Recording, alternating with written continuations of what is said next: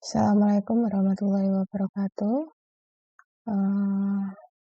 Pertemuan kali ini kita akan membahas tentang konsep dasar penelitian pendidikan, yang dimana ini adalah pertemuan kedua dan pertemuan ketiga. Materi konsep dasar penelitian pendidikan akan saya jelaskan menjadi satu. Baik, pertama yaitu tujuan dari konsep dasar penelitian pendidikan adalah mendefinisikan dan menjelaskan pentingnya penelitian pendidikan, menjelaskan ke-6 langkah dalam proses penelitian, mengidentifikasi ciri khusus penelitian kuantitatif dan kualitatif pada ke-6 langkahnya, mengidentifikasi tipe rancangan penelitian yang berkaitan dengan penelitian kuantitatif dan kualitatif, mendiskusikan masalah-masalah etik penting dalam melaksanakan penelitian, serta mengenali keterampilan yang dibutuhkan untuk merancang dan melaksanakan penelitian. Apa itu penelitian? Penelitian adalah suatu proses dari langkah-langkah yang digunakan untuk mengumpulkan dan menganalisis informasi untuk meningkatkan pemahaman kalian tentang suatu topik atau isu. Penelitian itu meliputi 3 langkah, yaitu mengajukan pertanyaan. Yang kedua adalah mengumpulkan data untuk menjawab pertanyaan tersebut. Yang ketiga adalah menyajikan jawaban untuk pertanyaan tersebut. Pentingnya penelitian yaitu ada 4 di sini, yaitu penelitian menambah pengetahuan kita. Dan yang kedua adalah penelitian itu adalah memperbaiki praktik di lapangan tentunya. Yang ketiga yaitu penelitian menginformasikan perdebatan kebijakan, serta penelitian mengangkat beberapa permasalahan pada saat ini. Nah, saya akan membahas ketiga proses atau fungsi serta keterbatasan penelitian. Yang pertama yaitu fungsi penelitian pendidikan. Menurut Nana Sujana, membedakan fungsi penelitian pendidikan menjadi 4 macam, yaitu pengembangan ilmu pendidikan, yang kedua untuk pemecahan masalah pendidikan, yang ketiga adalah penelitian kebijakan pendidikan, serta yang keempat adalah penelitian pendidikan yang dapat menunjang pembangunan. Sedangkan menurut Sulkardi, itu memberi penjelasan fungsi penelitian ada 4 macam, yakni menemukan sesuatu yang baru, mengembangkan ilmu pengetahuan, serta melakukan validasi terhadap teori lama, serta menemukan permasalahan penelitian. Nah,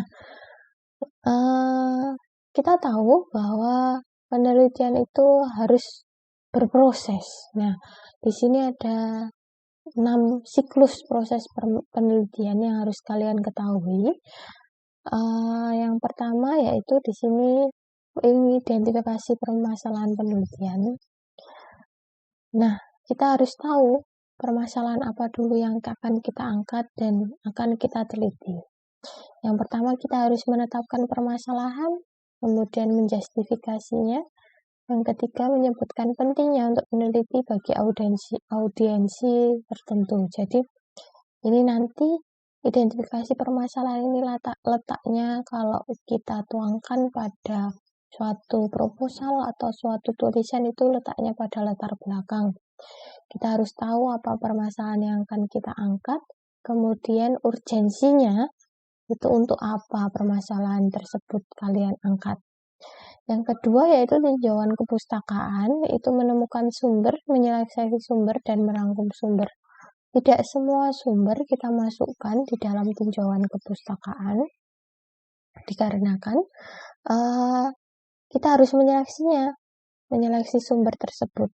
Apakah cocok dengan latar belakang permasalahan yang kalian angkat atau tidak, seperti itu. Kemudian kebaruan dari kepustakaan tersebut harus dipikirkan, harus istilahnya seleksi. Tidak semua sumber harus dicantumkan seperti itu. Kemudian yang ketiga adalah penetapan maksud dari penelitian. Penetapan dari maksud penelitian ini yang pertama yaitu mengidentifikasi pernyataan maksud serta mempersempit pernyataan maksud untuk pernyataan atau hipotesis. Ini berkaitan adalah tujuan dari penelitian itu nanti hubungannya dengan hipotesis. Hipotesis itu adalah dugaan sementara kalian, seperti itu. Yang keempat yaitu pengumpulan data. Pengumpulan data itu adalah menyeleksi individu-individu untuk diteliti. Yang kedua mendapatkan izin, dan yang ketiga adalah mengumpulkan informasi. Ini letaknya nanti kalau bab 1 sudah, bab 2 sudah, kemudian bab 3 sudah. Itu adalah yang keempat adalah pengumpulan data. Pengumpulan data itu adalah kita harus tahu individu apa saja, kemudian yang diteliti apakah sumbernya dapat sumber dari data primer maupun data sekunder. Kemudian prosesnya itu adalah mendapatkan izin serta dapat mengumpulkan informasi. Yang kelima adalah analisis dan interpretasi data. Nah, setelah kalian melakukan proses pengumpulan data, itu data harus dianalisis dan diinterpretasikan, yang tujuannya untuk menguraikan data. Yang kedua adalah merepresentasikan data dan menjelaskan data. Nah, di sini ini harus jelas, tidak boleh ada yang kurang, dan itu harus sesuai dengan rumusan masalah serta tujuan kalian. Data-data itu harus komplit dan komplit serta tidak ada yang kurang. Kalau kurang berarti kalian harus kembali ke tahap keempat. Kemudian ini adalah tahapan yang terakhir adalah pelaporan dan tahapan evaluasi. Nah, ini jika pelaporan dan tahapan evaluasi ini nanti memutuskan tentang ternyata penelitian saya ini sesuai dengan harapan atau hipotesis yang saya angkat, itu sesuai, berarti nanti lanjut. Berarti permasalahan tersebut selesai. Apabila tidak sesuai, kalian harus kembali ke tahapan 1, 2, 3, 4, dan 5. Seperti itu. Itu adalah siklus dari proses penelitian.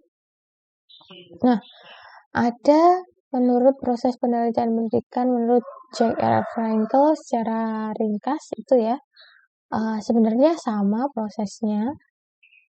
Ini hanya saya mencantumkan perbedaannya saja. Kita harus sama-sama tadi yang saya jelaskan. Proses penelitian pendidikan itu harus diangkat dari suatu permasalahan penelitian, kemudian merumuskan pertanyaan agar bisa mengangkat suatu hipotesis. Kemudian ini adalah kita harus tahu definisi-definisinya dari permasalahan tersebut. Kemudian kita mengangkat kajian pustaka. Kajian pustakanya harus melalui seleksi terlebih dahulu, sumber-sumbernya tidak harus dicantumkan semua. Kemudian baru penentuan sampel untuk pengambilan data. Kemudian baru instrumentasi, kemudian prosedur atau desain, kemudian yang terakhir adalah menganalisis data. Ya, ini adalah secara ringkasnya menjadi 6 langkah: menentukan masalah, merumuskan masalah, mengumpulkan informasi atau data, serta menyeleksi dan mengklasifikasikannya, kemudian merumuskan hipotesis, melakukan eksperimen dan mengobservasinya, dan mengambil kesimpulan. Nah, otomatis di suatu penelitian ada keterbatasan penelitian. Seorang peneliti biasanya tidak terkait dengan waktu, kemudian sampel itu, maka harus mencantumkan keterbatasan penelitian. Keterbatasan penelitian ini tidak memaparkan keterbatasan waktu dan logistik yang dihadapi peneliti saat melakukan penelitian, karena kita harus menyelesaikan suatu penelitian itu dalam kurun waktu mungkin 6 bulan, seperti itu. Tapi di dalam keterbatasan itu tidak dicantumkan waktu selesainya kapan. Jadi satu judul penelitian harus selesai dalam satu waktu, mungkin 6 bulan, 7 bulan, atau 1 tahun. Kemudian kesulitan yang mungkin dihadapi peneliti saat melakukan penelitian sudah harus diperhitungkan sebelum perencanaan penelitian. Keterbatasan penelitian memaparkan hal-hal atau variabel yang sebenarnya tercakup di dalam keluasan lingkup penelitian, tapi karena kesulitan-kesulitan metodologi atau prosedural tertentu sehingga tidak dapat dicakup di dalam penelitian dan di luar kendali penelitian. Keterbatasan penelitian yaitu menjelaskan tentang beberapa keterbatasan penelitian, misalnya jumlah sampel yang minim karena alasan tertentu, serta teknik sampling yang belum representatif. Nah, ini adalah suatu contoh judul, yaitu pengaruh cara belajar terhadap prestasi belajar siswa kelas 1 jurusan administrasi perkantoran pada mata diklat melakukan prosedur administrasi di SMK PGRI 2 Malang tahun pelajaran 2005-2006. Nah, di sini ya, ada ruang lingkup keterbatasan penelitian. Yang pertama, ruang lingkup penelitiannya yaitu meliputi cara belajar dan prestasi belajar, mata diklat melakukan prosedur administrasi. Populasi dalam penelitian ini yaitu semua siswa kelas 1 jurusan administrasi perkantoran SMK PGRI 2 Malang. Kemudian keterbatasan penelitian ini meliputi penelitian ini hanya menggunakan sampel siswa kelas 1 jurusan administrasi perkantoran serta prestasi belajar siswa pada mata diklat melakukan prosedur administrasi yang digunakan dalam penelitian ini adalah nilai rapot semester dasar 2005 dan 2006. Nah, itu saja mungkin penjabaran dari materi pada pertemuan kali ini. Kita lanjut diskusi.